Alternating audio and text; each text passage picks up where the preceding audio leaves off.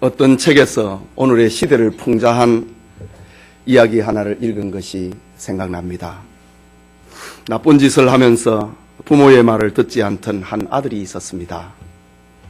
부모가 꾸중을 하면 그때뿐이고 다시 못된 짓을 계속하는 것입니다. 아들의 나쁜 짓이 계속되자 아버지는 아이를 데리고 할아버지 산소를 찾게 됩니다.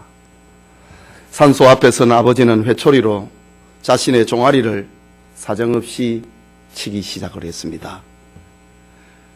그때 아들은 자신의 잘못을 깨닫고 아버지 앞에 무릎을 꿇고 눈물을 흘리며 용서를 구하고 그 이후로 좋은 아들, 착한 아들이 되었다고 하는 이야기입니다. 세월이 지나고 난 다음에 그 아들이 이제 아버지가 되었습니다. 그의 아들도 지난날 자기를 닮았던지 말썽꾸러기 아들이 하나 있었습니다. 아무리 타일러도 듣지 않습니다.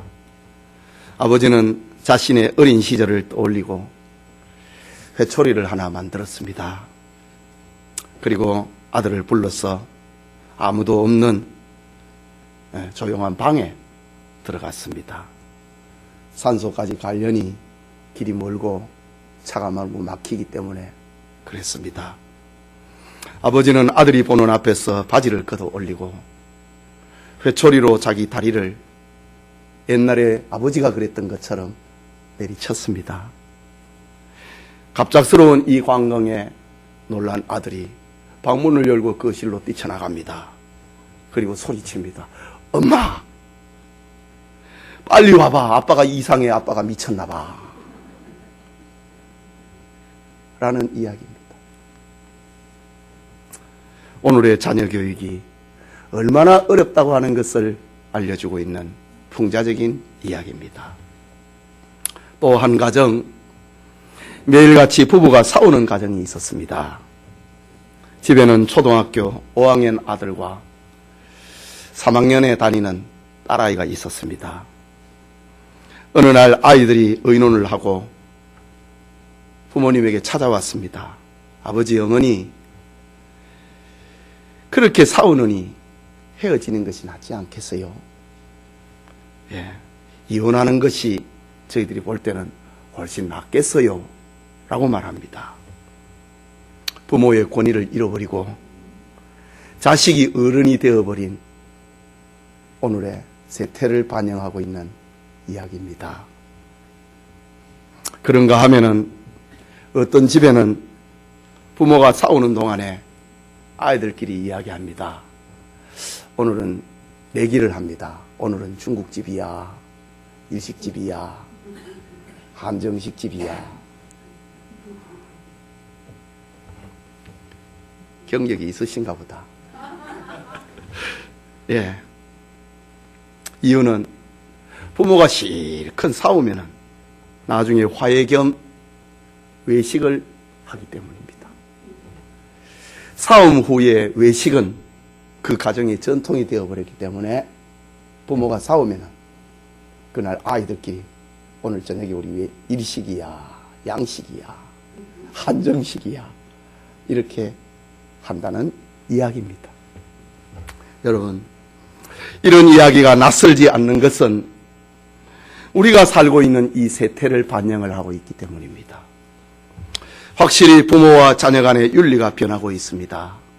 도시화되고 산업화되어 가고 이런 일로 인하여서 경제적으로는 분명 이전보다 나아졌습니다. 그러나 가정의 윤리, 가정의 도덕성은 기울어가고 있는 것이 현실입니다. 가족 구성원 모두에게 주어진 스마트폰은 가정의 윤리를, 가정의 가치를, 가정의 행복을 빼앗아가는 윤활유처럼 촉매제 역할을 하고 있습니다.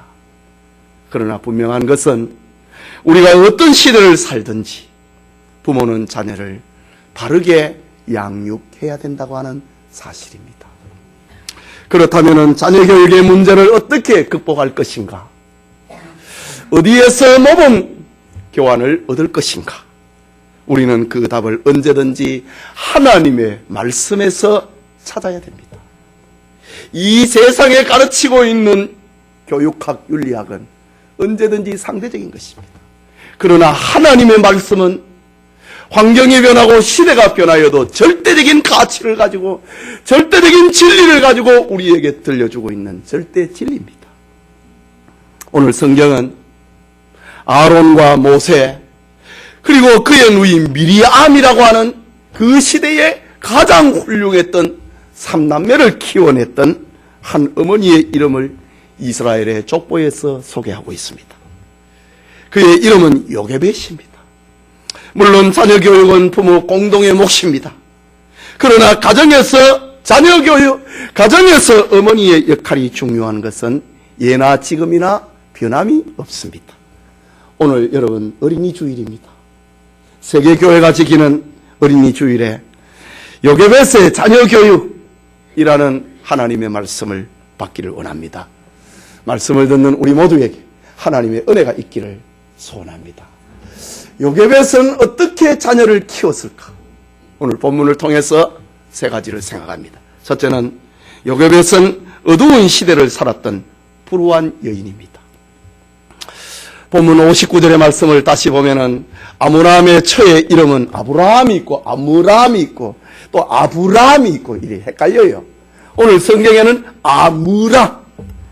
아므람의 처의 이름은 요게벳이니 레위의 딸이요 애굽에서 레위에게서 난 자라.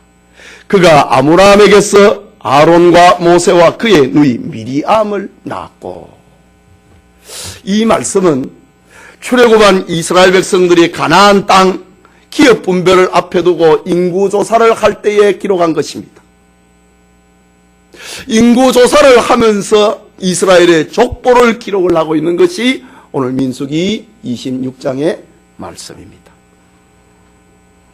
족보에 나타난 이 사람들은 애굽에서의 슬픈 역사의 흔적을 가지고 있었던 사람들입니다. 400년 전에 애굽으로 내려갔던 야곱과의 사람들이 총리가 된 요셉 덕분에 고센이라고 하는 애굽 땅에서 평화롭게 번성을 하면서 그들은 살았습니다. 그런데 세월이 지나면서 애굽의 역사가 그만 변하고 말았습니다. 요셉을 등용을 하였던 찬란한 애굽 문명을 이루었던 힉소스 왕조가 무너진 겁니다. 고려가 무너지고 조선이 등장하는 것처럼 애굽의 가장 찬란한 문화를 만들었던 힉소스 왕조가 무너지고 역사상 애굽의 제18왕조 18왕조가 등장을 한 겁니다. 애굽왕 투트모스 1세는 엄청난 숫자로 불어난 히브리인들에 대해서 염려하고 걱정하기 시작합니다. 이전에 왕조를 무너뜨리고 새로운 왕국을 세웠는데 애굽이라고 하는 이 나라에 큰 하나의 민족이 있는 것을 걱정을 하는 겁니다. 출애굽기 11장 10절에 보면은 그 투트모스 1세의 걱정입니다. 그들이 더 많게 되면 전쟁이 일어날 때에 자신들이 전쟁으로 이전 왕조를 무너뜨렸으니까 그걸 생각을 하는 겁니다. 그들이 더 많게 되면 전쟁이 일어날 때에 우리 대적과 합하여 우리와 싸우고 이 땅에서 나갈까 하노라. 이것이 애굽왕 투트모스 1세의 염려입니다. 애굽의 왕은 특단의 대책을 세웁니다. 히브리인의 인구 조사를 막아야, 인구 증가를 막아야 되겠다고 하는 2단계 조치를 명령합니다.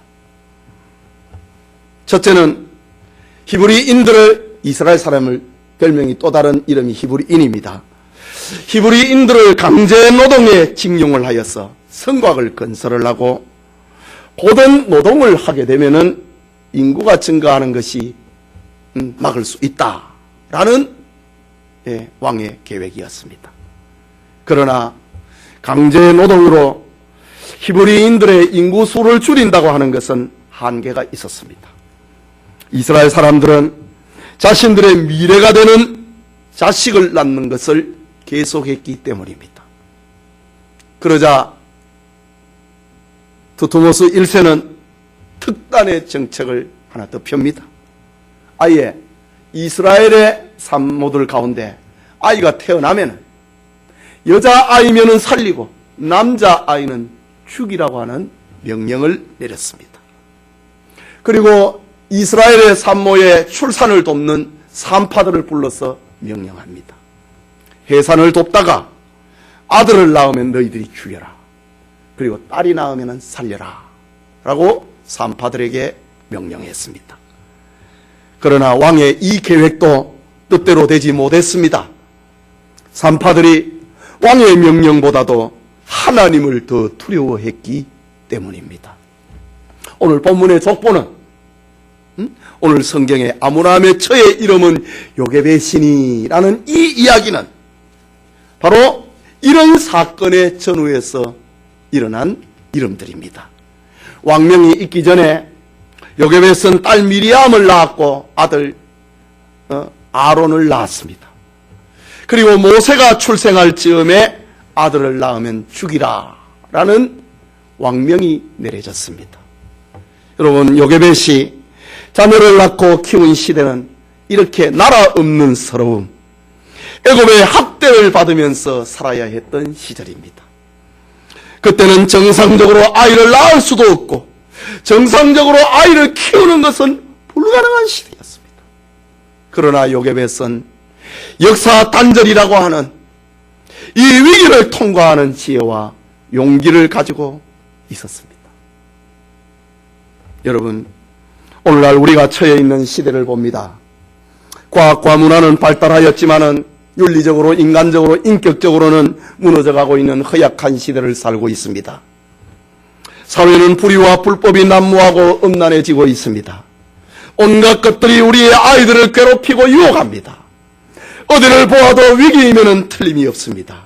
그러나 성경은 어두운 시대를 살았던 요게벳을 우리에게 들려주므로 자녀 교육이라고 하는 미래에 대한 비전을 포기하면 안 된다.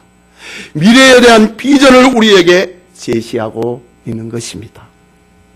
여러분, 환경이 좋고 지식이 많고 돈이 많아야 자식을 잘 키울 수 있다고 하는 그런 생각을 가지고 있습니까? 아닙니다. 요게벳은 최악의 환경에 살았습니다. 실패할 수밖에 없고 좌절할 수밖에 없는 시대에 살았습니다. 그러나 요게벳은 모세뿐만이 아니라 아론과 미리암이라고 하는 그 시대에 걸출한 인물들을 키워냈던 것입니다.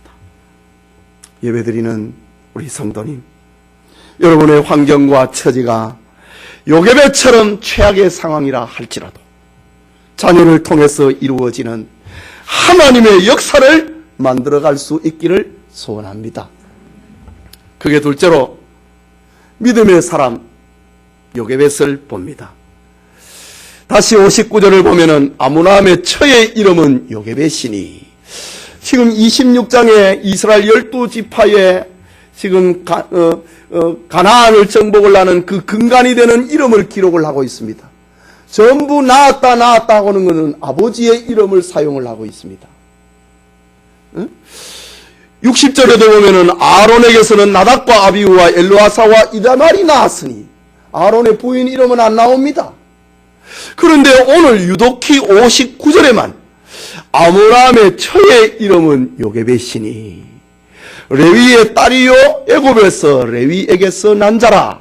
그가 아므라함에게서 아론과 모세와 그의 누이 미리암을 낳았고 그 집의 족보만 유독 실이 요게벳에 대한 이야기를 하고 있습니다. 그럼 이게 뭡니까? 남편보다 아내를 지금 강조하고 있는 겁니다. 남편 아므라함의 역할보다 부인 요게벳의 역할이 훨씬 컸다는 것을 오늘 성경에서는 그걸 강조하기 위해서 이 말을 하고 있는 겁니다.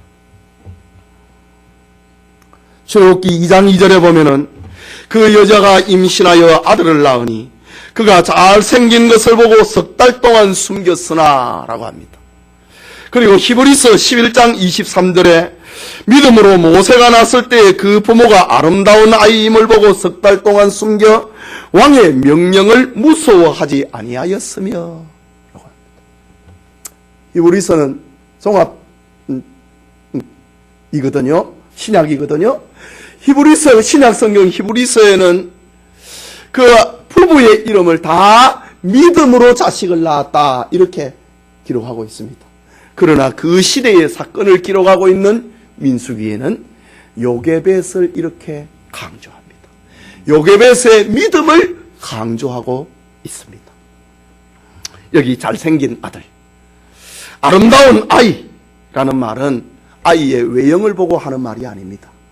갓 태어난 핏두성이가 무슨 예쁘겠습니까? 그냥 하기에 내 새끼니까 그냥 이쁜 거지요. 그런데 아이가 잘생긴 것을 보았다. 이전 성경이 훨씬 나은데 아이가 준수한 것을 보았다. 그리고 아름다운 아이임을 보았다. 준수하다, 잘생겼다, 아름답다. 이 말은 외형을 보고 하는 말이 아닙니다. 그 아이에게 내재되어 있는 그 내면을 보고 하는 말입니다. 잠재된 아름다움을 가리키는 것입니다.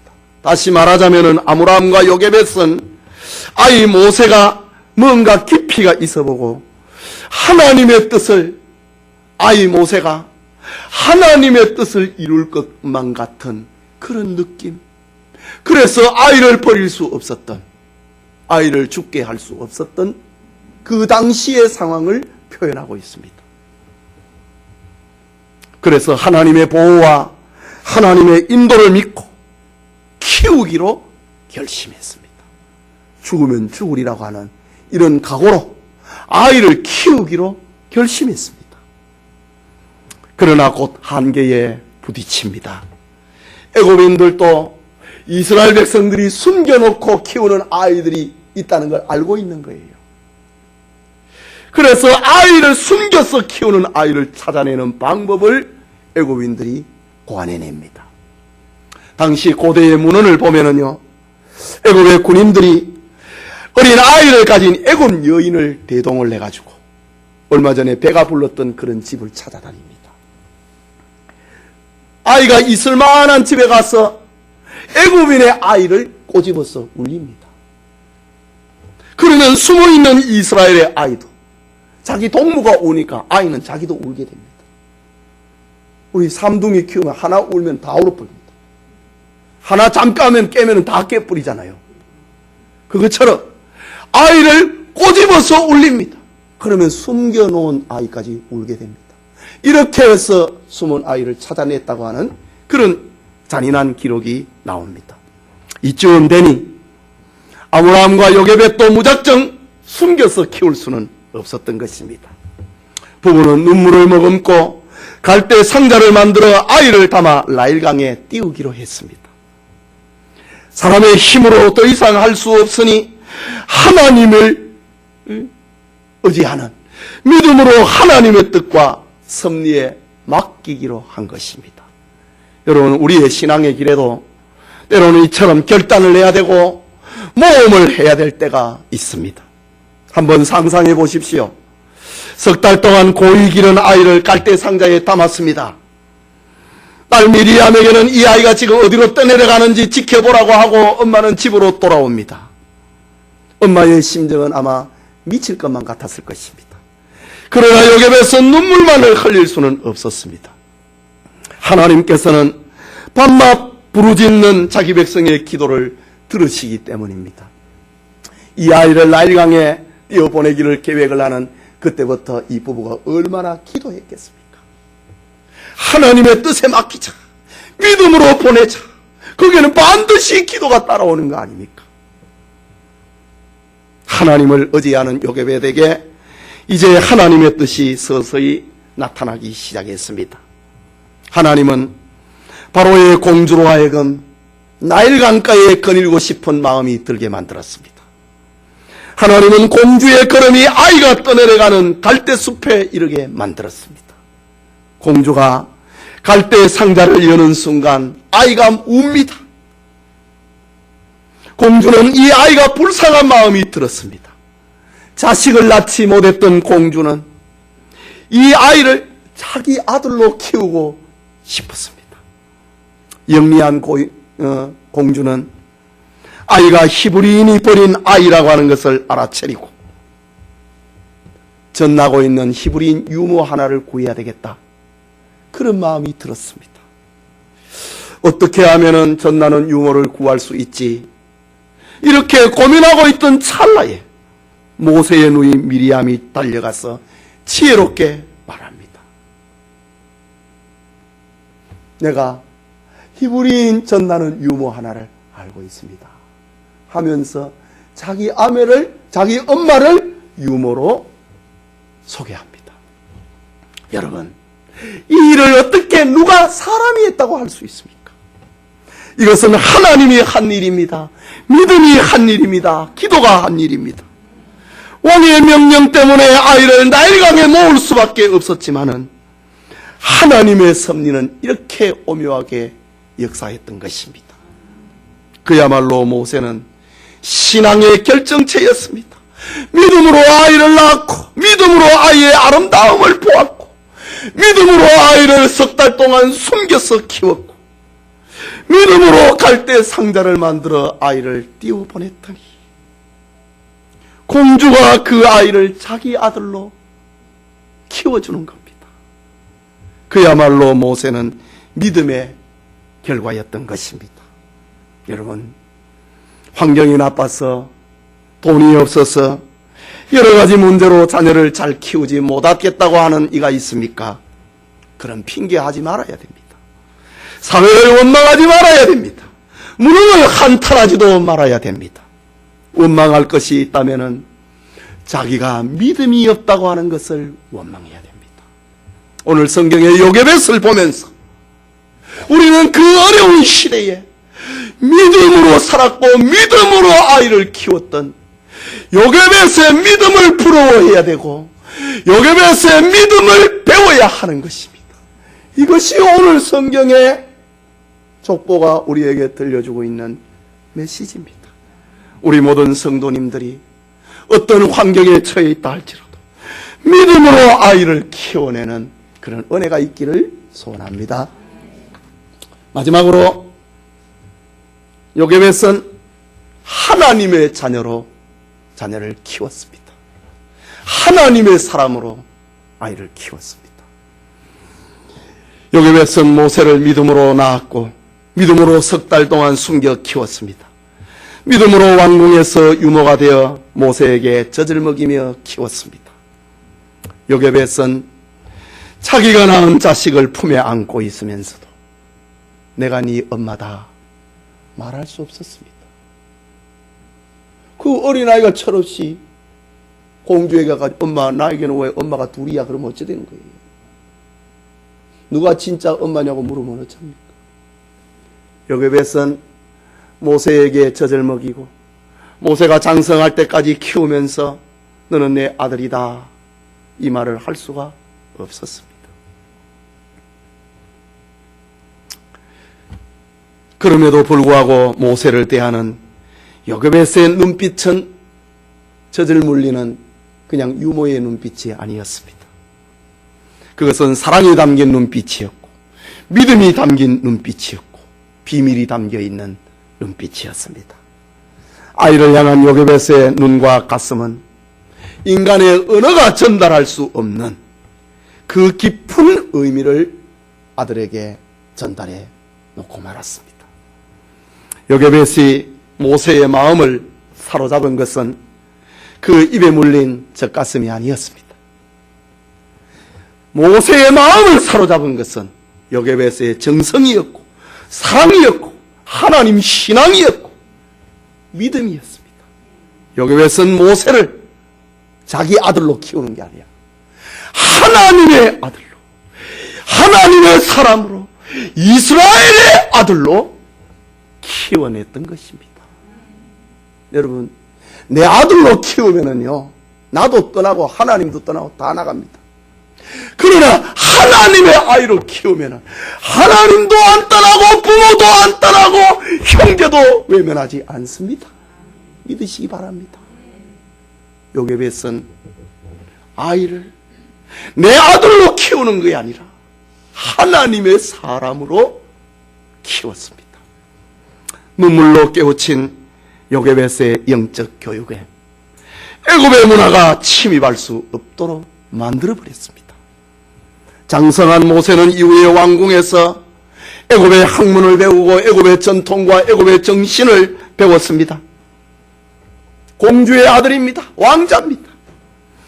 유명한 교사, 최고의 교사가 요셉을 가르칩니다. 최고의 시설에서 배웠습니다. 그러나 모세는 애굽의 정신에 물들지 않았고 애굽의 문화에 동화되지 않았습니다. 그의 가슴에는 여호와 신앙이 불타올랐습니다. 그의 혈관에는 선민의 피가 흐르고 있었습니다. 그의 꿈은 내가 언젠가는 저 너희들 이스라엘 백성을 위해서 내가 무슨 일을 해야 된다. 언젠가는 내가 그 일을 할 것이다. 그 꿈을 키우면서 모세는 자랐던 것입니다. 히브리서 11장 24절에서 26절에 보면은 이런 기록이 나옵니다. 믿음으로 모세는 장성하여 바로의 공주의 아들이라 칭함을 거절하고 도리어 하나님의 백성과 함께 고난받기를 잠시 제약의 낙을 누리는 것보다 더 좋아하고 그리스도를 위하여 받는 수모를 애굽의 모든 보화보다 더 큰 재물로 여겼으니 이는 상 주시는 이심을 바라봄이라. 모세의 이런 믿음이 어디에서 왔습니까? 바로 요게벳의 젖가슴에서 왔고, 그리고 요게벳의 장성하기까지 요게벳의 품에서 자라날 때에 이런 믿음이 생긴 것입니다. 믿음으로 모세는 장성하여 바로의 공주의 아들이라 칭함을 거절했다. 이 나이가 언제입니까? 그의 나이 40입니다. 꿈을 키웠다 이 말입니다. 내가 언젠가는 하나님의 백성을 위하여서 일할 것이다. 그 꿈을 키우다가 나이 40에 되어서 이스라엘 백성을 돌아볼 마음으로 노역의 현장에 갔습니다. 애굽의 나라가 이스라엘 백성을 향하여 채찍질을 합니다. 분이 올랐습니다. 의분이 일어났습니다. 그 애굽인을 죽여버렸습니다. 그 이튿날 또다시 동족의 노역의 현장에 갔습니다. 동족들끼리 싸우는 겁니다. 같은 민족들끼리 싸우지 마라 얘기를 합니다. 그때 이스라엘 백성들은 준비가 되지 않았습니다. 어제는 애굽인을 죽이더니 오늘은 또 누구를 죽이려고 합니까? 탈로가 났습니다. 이런 모습을 기록하고 있는 것이 히브리서 11장 24절의 기록입니다. 믿음으로 모세는 그랬다 이거지요. 믿음으로 모세는 장성하여 바로의 공주의 아들이라 칭함을 거절하고 도리어 하나님의 백성과 함께 고난받기를 잠시 죄악의 낙을 누리는 것보다 더 좋아하고 그리스도를 위하여 받는 수모를 애굽의 모든 보화보다 더 큰 재물로 여겼으니 이는 상 주시는 이심을 바라봄이라. 믿음이 그래했다 이거지요. 모세는 하나님의 사람으로 자랐다는 겁니다. 요게벳은 이방 땅 애굽에서 학대와 서름 속에 살았지만은 하나님께서 아브라함과 이삭과 야곱에게 하신 언약을 굳게 믿었습니다. 그리고 그의 심장 속에는 선민의 긍지가 있었습니다. 언젠가는 하나님의 긍휼이 고통당하며 신음하는 이스라엘 백성들에게 임하게 될 것이라고 하는 이 사실을 확신합니다. 요게벳은 그 뜨거운 가슴을 왕궁에서 아들 모세에게 심어놓았던 것입니다. 여러분, 미국의 유명한 통계학자 가운데 월버트 체프만 박사가 예수 믿는 사람 4,500명을 대상으로 설문조사를 한 적이 있었습니다. 그 결과를 발표하기를 그 4,500명 가운데 400명은 10살 이전에 예수 믿었던 사람, 그리고 600명은 10살에서 14살, 10대 초반에 믿었던 사람, 그리고 또 600명은 10대 중반에 14살에서 16살에 예수님을 믿었던 사람, 그리고 10대 후반에 16살에서 20살까지 믿었던 사람이 1000명이었습니다.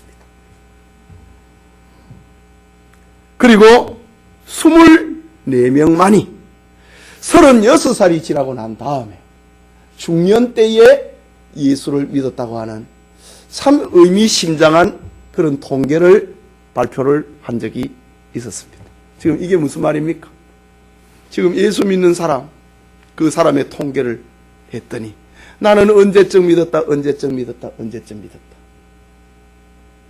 전부 대부분이 절반 이상이 3분의 2 가까이가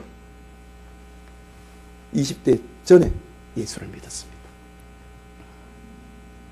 우리가 살아가면서 여러 가지 세상 바람 때문에 교회를 떠날 수 있습니다. 그러나 나중에라도 돌아옵니다. 돌아온 사람 해보니 나는 어릴 적에 예수 믿었다고 하는 겁니다.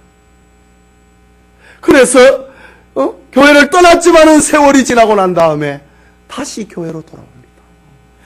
이런 것을 볼 때에 어린이 교육이 얼마나 중요합니까? 문춘자 권사님도 그랬지.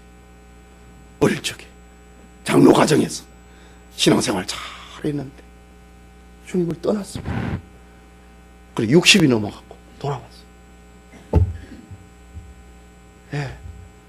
우리가 전도하다 보면은요, 대부분 어릴 적에 교회 다닌 그런 추억을 가지고 있어요. 그렇다고 하면은 우리 아이들 교육이 얼마나 중요하다는 것을 우리 알아야 됩니다. 교회의 유치부 교육, 초등부 교육, 중고 예세부시 교육이 얼마나 중요하다는 것을 알아야 됩니다. 이때 아이들에게 믿음을 심어놔야 됩니다. 세상을 향하여서 갔다가도 다시 돌아올 수 있는 믿음을 아이에게 심어놔야 됩니다. 그렇다고 하면은 우리 교회의 교사들의 역할이 얼마나 중요합니까? 교육자의 역할이 얼마나 중요합니까? 우리 부모님의 역할이 얼마나 중요합니까? 수학을 가르치고 영어를 가르치고 그건 부분적인 도움입니다. 도움 안 되는 게 아니지요. 그러나 아이에게 신앙을 심어놓는 것은 그거는 평생을 갑니다. 여러분 과학을 배우는 거 70살에도 지금 과학 그 공식 외우고 있습니까? 없습니다. 대학 들어갈 때 필요한 거예요. 그러나 예수님 신앙을 심어놓는 것은 그 아이의 평생을 좌우하는 중요한 일인 것입니다. 그렇다고 하면은 아이들 신앙 교육에 거창한 사회 경력이 없어도 괜찮습니다. 자격증을 논할 필요도 없습니다. 엄마가 아이에게 신앙 교육을 하는데 무슨 자격증이 필요합니까? 아이들에게 교회학교 아이들에게 교사가 되어가지고 아이들을 가르치는데 거창한 경력 없어도 됩니다. 화려한 사회적인 신분 없어도 괜찮습니다. 많이 배우지 못해도 괜찮고 풍성한 재산이 없어도 괜찮습니다. 그러나 단 한 가지는 없으면 안 됩니다. 그것은 어린 모세를 대하였던 요게베스의 뜨거운 가슴입니다. 꿈을 심어놓는 가슴, 하나님의 사람으로 키워내야 된다고 하는 그 뜨거운 가슴, 그것이 있어야 됩니다. 육신을 키우기 위해서는 유모의 젖만 있으면 됩니다. 그러나 영혼을 눈뜨게 하기 위해서는 역사계성의 가슴과 그 믿음과 그 사랑이 필요한 것입니다. 우리가 이런 가슴을 가지고 아이를 가르치고 우리의 자녀들을 키워야 됩니다. 하나님의 사람으로 키워야 됩니다. 그것은 아이의 가슴에 하나님의 사랑을 심는 것이고 예수 그리스도의 구속을 심는 것이고 성령의 역사를 심는 것, 그것이 뜨거운 가슴입니다. 예배드리는 성도 여러분, 헬라의 철학자 소크라테스는 아테네의 시민들을 향하여 외쳤습니다. 사람들은 염소를 기르는데 흥미를 가지고 있는데 자기 자식을 기르는 데는 무관심하다고 외쳤습니다. 바른 교육으로 자식을 키우지 아니하는 아테네 시민을 향한 소크라테스의 탄식입니다. 요즘 표현으로 하면은 어떻게 할까요? 돈을 버는 데는 그렇게 열심인데 직장생활, 사업장에는 이런 새벽부터 일어나는데 늦은 밤까지 정성을 쏟는데 자식을 키우기 위해서는 어찌 그렇게도 무관심한가? 이 말 아니겠습니까? 오늘의 우리 역시 예외가 아닙니다. 먹고 살아야 되기 때문에 직장에 다녀야 되고 생계를 위해 열심히 일해야 됩니다. 그러나 눈앞에 있는 의식주 문제 때문에 자녀 교육을 망쳐서는 안 됩니다. 내일 중간고사냐? 내일 기말고사잖아. 교회 안 가도 돼. 자식 교육 망치는 겁니다. 주일날 친구 만나네. 그 빨리 갔다 와. 자식 교육 망치는 겁니다. 눈앞에 있는 이득 때문에. 어른들로 표현하면 의식주 문제 때문에 자식 교육 망쳐서는 안 됩니다. 여러분, 공부 잘한다고 절대로 아이가 잘나는 거 아닙니다. 재능이 뛰어나다고 해서 훌륭한 사람들이 되는 게 아닙니다. 모세가, 아론이, 미리암이 공부 잘해가지고 역사를 인도했습니까?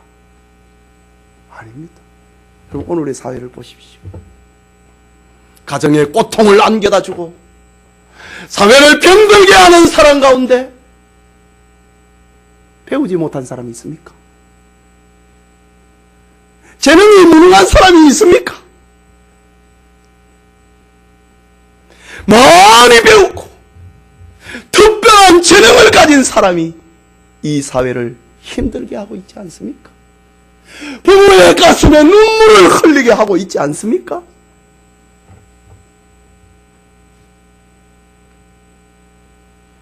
사회와 가정을 병들게 하는 이들은 한결같이 그 마음에 하나님 두기를 싫어하는 교만,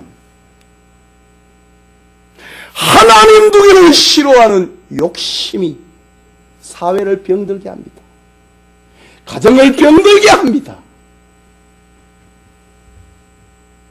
우리 성도들, 오늘 어린이 주일을 맞이합니다. 아이들에게 선물 무엇을 사줄까? 아이들을 어떻게 기쁘게 할까? 그것이 어린이 주일의 목적 아닙니다. 바르게 신앙교육 해야 되겠구나. 형편이 어려워도 환경이 안 좋아도 내 아이 신앙교육을, 아이 교육을 포기해서는 안 되겠구나. 믿음으로 아이를 키워야 되겠구나. 하나님의 사람으로 아이를 키워야 되겠구나. 그것을 따져하는 것이 어린이 주일의 목적입니다. 저는 교육을 하면서요, 어떤 권사님이 저에게 눈물을 흘리면서 고백을 하는 그런 이야기를 들은 적이 있습니다. 어느 날 신방을 갔습니다. 목사님, 제가 권사인데 어릴 적에 아이를, 내 아들을 믿음으로 안 키웠다 이거지요. 그래서 지금 교도소에 가 있다는 겁니다. 목사님, 제가 아이를 믿음으로 키우지 않았기 때문에 그 벌을 받는 거지요. 자기 스스로 문제도 알고 답도 알아요. 그런 눈물겨운 이야기도 들었습니다. 목사님, 내 아이를 믿음으로 키우지 않았더니 내 생일이 돼도 찾아오지도 않습니다. 이런 외로운 할머니도 보았습니다. 여러분, 이 아이들을 하나님의 사람으로 키우면은 하나님도 안 떠나고 절대로 부모도 안 떠나고 가정을 힘들게도 하지 않고 사회에 무리를 일으키지 않습니다. 그러니 성경이 자녀 교육에 대한 절대 교범이라고 하는 것입니다. 초대교회 교부이자 어거스틴의 스승이었던 암브로스는 눈물의 기도로 기른 자식은 결코 망하지 않는다, 이런 말로 어머니를, 울고 있는 어머니를 위로한 적이 있었습니다. 윌리엄 부스는 우리는 마귀보다 먼저 손을 써야 된다. 마귀가 우리 아이들에게 죄를 가르치기 전에 하나님을 가르쳐야 된다. 이 말을 남겼습니다. 아이들에게 마귀가 먼저 손을 써가지고 죄를 가르치기 전에 우리가 먼저 하나님을 아이에게 가르쳐야 된다. 잠언 22장 6절에는 마땅히 행할 길을 아이에게 가르치라. 그리하면 늙어도 그것을 떠나지 아니하리라. 절대 진리 아닙니까? 여러분, 우리는 자녀를 키우기에 무서운 시대에 살고 있습니다. 그러나 하나님을 믿고 희망을 잃지 않았던 요게벳을 기억해야 됩니다. 믿음으로 자녀를 키워냈던 요게벳을 기억해야 됩니다. 그리고 내 자식으로 키운 게 아니라 하나님의 사람으로 키워낸 요게벳을 기억해야 됩니다. 오늘 어린이 주일에 모든 성도님들이 자녀 교육의 성공자가 되는 은혜가 충만하기를 소원합니다. 우리 같이 기도합시다. 여러분, 자녀 교육에 자신 있는 사람이 어디 있습니까? 다 부족합니다. 그러니 우리는 하나님 앞에 기도하는 거예요. 하나님, 우리 아이들, 하나님, 제가 어려운 환경에 있지만 아이들만은 바르게 잘 키울 수 있게 해주세요. 공부도 가르치고 운동도 가르치고 아이들만은 잘 가르치게 해주세요. 그러나 하나님, 제가 믿음으로 아이를 키우게 해주세요. 하나님, 제가 하나님의 사람으로 아이를 키우게 해주세요. 기도합시다.